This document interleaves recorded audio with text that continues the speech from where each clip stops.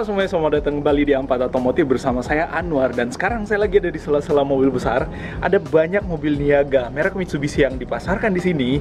Dan ada beberapa mobil yang sudah pernah kita review sebelumnya, seperti yang Mitsubishi Canter Super HDX, lalu kemudian Mitsubishi Fuso yang FN yang sangat besar itu, yang kemarin-kemarin kita udah upload. Silahkan cari di video yang kita upload sebelumnya. Tapi kali ini yang akan saya ulas adalah mobil yang persis ada di belakang saya. Ini adalah Mitsubishi Canter, tapi bukan yang Super HDX. Ini adalah Canter yang HD 125 PS, di bawah sedikit daripada si Super HDX. Seperti apa mobilnya akan kita ulas, tapi buat teman-teman yang baru di channel ini, jangan lupa di pojok sebelah kanan bawah ada tombol subscribe, jangan lupa ditekan. Ada gambar jempol ke atas seperti ini, jangan lupa ditekan juga. Lalu kemudian video ini di-share ke teman-teman yang lainnya, siapa tahu ada yang tertarik dengan mobil yang ada di belakang saya ini. Sertakan sesuatu di kolom komentar yang ada di bawah kalau ada yang ingin teman-teman tanyakan atau ingin teman-teman tambahkan tentang ulasan kita kali ini. So, nonton video ini sampai habis.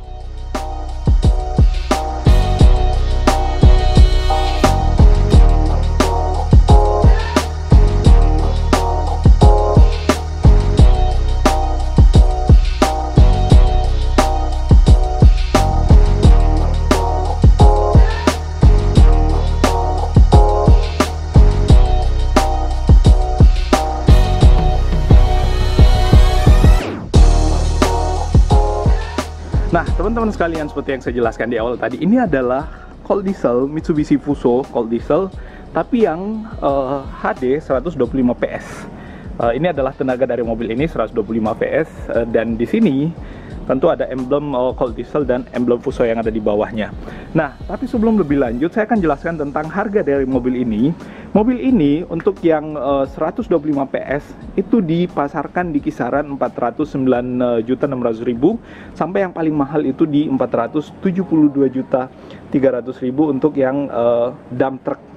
Jadi yang dump truck seperti yang ada di sini, ini di kisaran 474.300.000 rupiah, tapi sepertinya ada diskon menarik untuk beberapa mobil yang dipasarkan, termasuk yang ini dan yang satu ini. Tapi yang ini adalah mobil bukan dump truck, tapi untuk mobil sampah.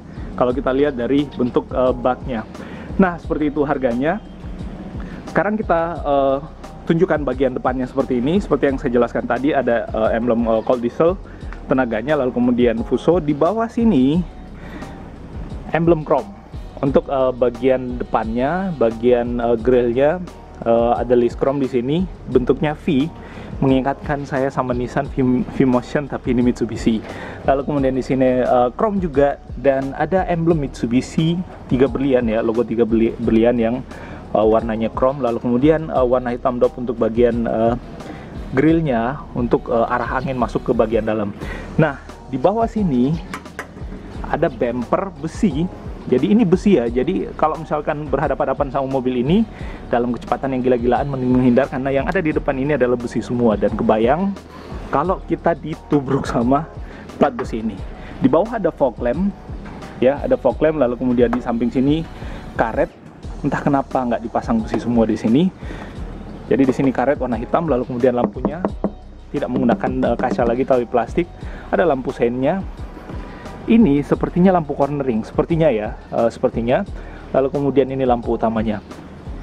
Nah, lalu kemudian di atas ada spion ya, kaca spion yang memanjang keluar untuk melihat bagian belakang, karena mesti besar spionnya untuk melihat sudut blind spot. Antenanya masih antena batang seperti itu, nggak ada shark fin. Kalau shark fin nggak pernah lihat saya truk pakai antena shark fin. Lalu kemudian di sini ada wipernya frame besi. Ada 2. Lalu kemudian di sebelah kiri lebih lebar lagi dan lebih ke depan lagi spionnya, supaya dapat dilihat secara jelas oleh si drivernya. Nah, seperti itu. Ini adalah Mitsubishi Canter seperti yang kita lihat di sini. Nah, kita keliling lagi. Untuk bannya menggunakan gajah tunggal dengan 6 baut ya. 6 baut, tapi bautnya ukurannya besar-besar. Dan ini bannya menggunakan ring 16, ban 7,5. Situ ada ya, ban 7,5 nih, nggak kelihatan. Nah, seperti ini. Yes, ringnya 16. Masa iya 16 ya? Kelihatan besar sih. Nah, seperti itu. Ada ban serep, ditaruhnya di sini untuk ban serepnya, nggak di bagian belakang kolong.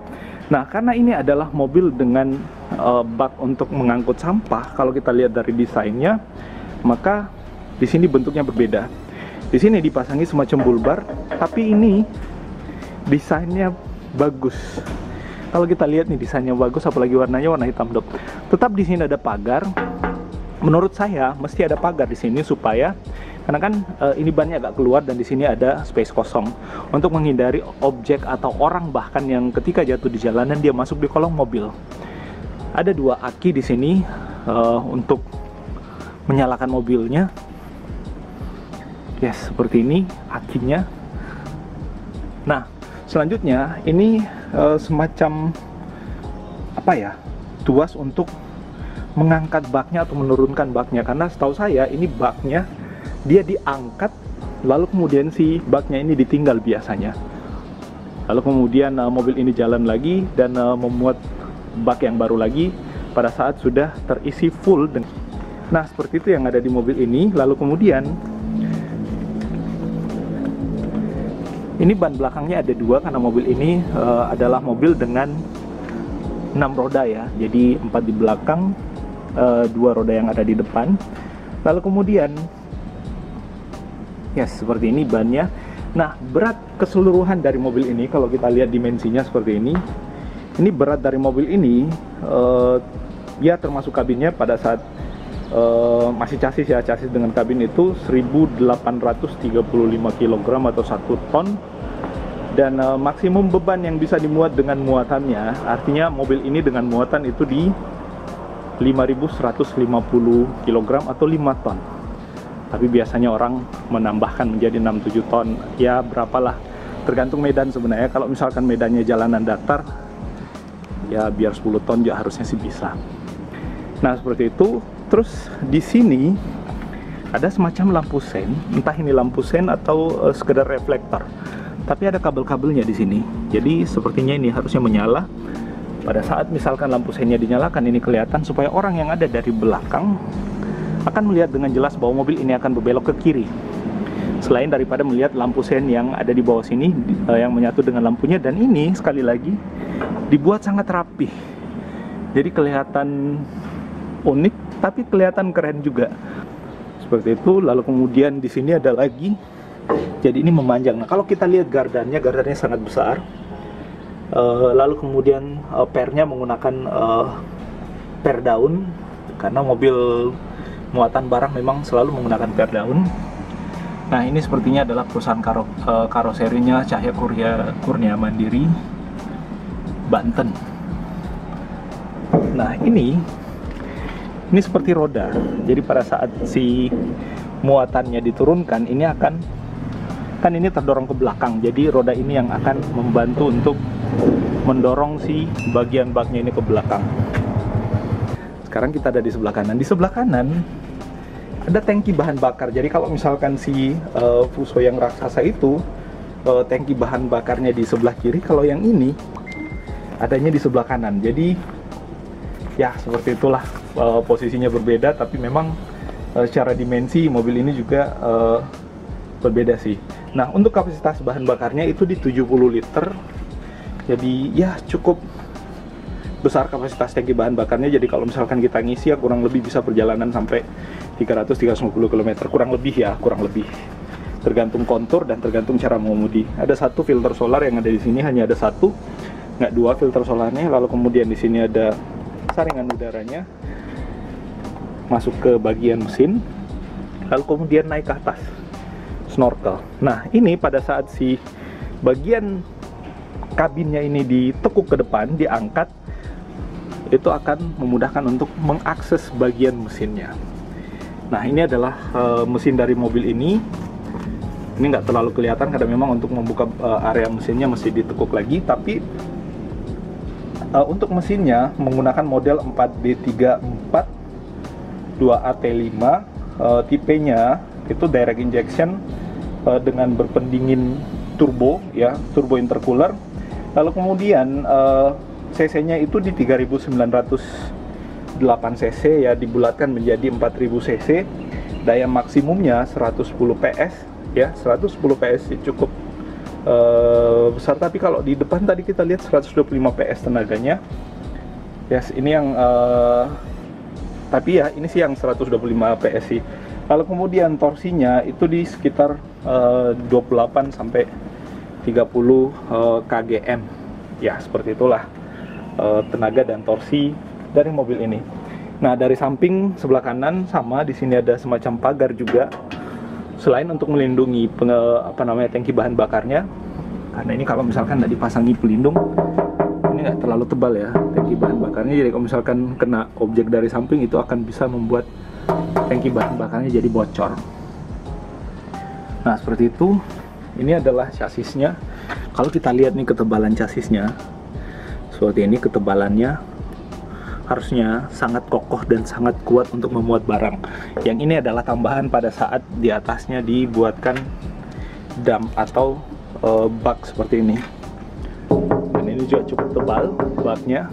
Nah, ini si pengailnya di atas ini untuk menarik si baknya ini pada saat jadi ini berbentuk L ini, dia akan naik seperti ini ke belakang, lalu kemudian menarik objek yang ada di atas, lalu kemudian menarik ke depan, naik ke bagian chassis dari mobil ini. Ya, seperti itulah ilustrasinya, semoga jelas. Di bawah sini ada gearbox yang ukurannya juga harusnya sangat besar karena memang ukurannya sangat besar. Ini ada tempat pengisian coolant ya, atau pendinginnya. Ini bisa dibuka lah, kemudian diisi dari sini untuk coolantnya. Nah, ini adalah akses untuk masuknya. Saya ambil kuncinya dulu untuk kita lihat. Nah, kuncinya seperti ini. Ada satu kunci serep, nggak ada warna hitamnya seperti ini, polos saja. Nah, ini masih menggunakan anakan kunci biasa, putar ke berlawanan dengan jarum jam untuk membuka. Nah, door trimnya, oke. Seperti inilah door trim daripada si Mitsubishi Canter ini. Plastik semua, masih engkolan. Tuas untuk membuka dan mengunci pintunya ada di sini, dan ini adalah grip untuk menutup pintunya. Nah, ini si pijakannya ini, kalau kita tutup sampai ke sini, dia akan menutup. Jadi tidak kotor di situ pada saat kita buka. Oh ya, di sini ada semacam over fender ya, warna hitam. Ya, untuk mempercantik atau membuat tampilannya lebih keren juga. Lalu kemudian di sini seatnya itu bisa untuk recline di sini, tinggal kita tekuk ke atas, dia akan recline maju mundur, dan ini bisa sliding. Tuasnya ada di sini. Tapi kerasnya minta ampun. Nah, seperti itu. Lalu kemudian di sini pijakan pada saat kita ingin memanjat mobil ini. Sekali lagi, mobil ini dipanjat bukan dinaiki. Dan di sini ada grip pegangan pada saat kita mau naik ke mobilnya. Nah, transmisinya manual, nggak pernah saya lihat truk transmisi otomatis, semuanya manual. Ini untuk semacam membuat putaran RPM mesinnya konstan, jadi semacam kayak gas yang bisa kita atur. Misalkan kita putar ke kanan, dia akan konstan RPM mesinnya biasanya pada saat kita ingin mengangkat bak yang ada di belakangnya. Itu kan butuh tenaga mesin, jadi di sini bisa diatur. Sorry, batuk. Sekarang saya coba naik. Nah, di sini joknya jok pocong. Jok pocong di sini juga ada. Headrestnya headrest model pocong kayak gitu. Di tengah nggak ada headrest, biasanya dudukan anak kecil. Di tengah sini ada rem tangannya. Ini rem tangan masih mekanikal pastinya. Klakson dari mobil ini bentuknya seperti ini, dan setirnya apakah bisa diatur tilt? Oh yes, dia bisa diatur tilt. Teleskopik juga. Nggak sia-sia, 400 juta, 410 jutaan, ada diskon kayaknya deh. Silahkan hubungi nomor kontak yang ada di description untuk memperjelas soal harga dan diskonnya atau paket pembeliannya. Di sebelah kanan ada tuas lampu, di sebelah kiri wiper. Nah, ini adalah cluster MID-nya, bahan bakarnya kosong. Ada aki, lalu kemudian oli ya, rem tangannya aktif. Seperti ini speedometernya, lalu kemudian ada tabnya FM, ada USB, dan ada aux. Nah, untuk bassnya EQ ya, equalizer apa sih, seperti itulah untuk mengatur kebutuhan audio dari mobil ini. Ada tombol lampu hazard dan transmisinya dia tidak ada di sini, jadi di sini ada akses untuk ke kiri memudahkan, dan transmisinya itu manual dengan 5 percepatan depan mundur.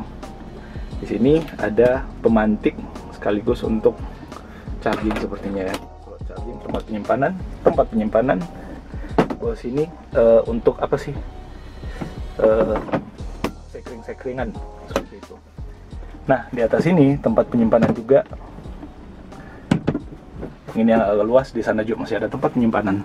Di atas sini ada spion tengah yang dimana-mana truk ini tidak terlalu berfungsi, jadi biasanya diarahkan ke driver untuk dandan. Karena di sini tidak ada kaca untuk dandan, jadi pakai ini karena ini nggak berguna pada saat diarahkan ke sini. Di belakang terhalang sama baknya. Nah, ini adalah sun visor dengan car holder. Ada lampu baca LED ya, lampu bacanya. Lalu kemudian ada grip di sana di bagian penumpang sebelah kiri, dan di bagian sini tidak ada. Sini tidak ada gripnya. Jadi dilengkapi, kendaraan ini dilengkapi dengan fitur GPS runner dengan fungsi vehicle tracking secara real time dan bla bla bla. Ini adalah kelebihan dari mobil ini, bisa melihat cara mengemudinya, jarak tempuhnya, dan banyak hal yang bisa dilihat dari aplikasi runner yang ada di mobil ini. Di atas ini brake poly rem seperti itu. Lalu kemudian ada blower tapi nggak AC, blower untuk angin aja karena mobil ini nggak ada AC-nya. Oke, seperti itu. Well, itu yang bisa kita sampaikan ulasan kali ini tentang Mitsubishi Fuso Canter HD 125 PS. Semoga ini menjadi informasi yang bermanfaat, referensi buat teman-teman yang mencari mobil niaga seperti ini. Untuk lebih jelas ya tentang harganya, paket penjualan dan lain-lainnya, silahkan kunjungi kolom deskripsi. Di situ ada nomor kontak yang bisa dihubungi. Well, kita akan ketemu pada ulasan-ulasan otomotif berikutnya. Terima kasih dan assalamualaikum warahmatullahi wabarakatuh. Bye bye.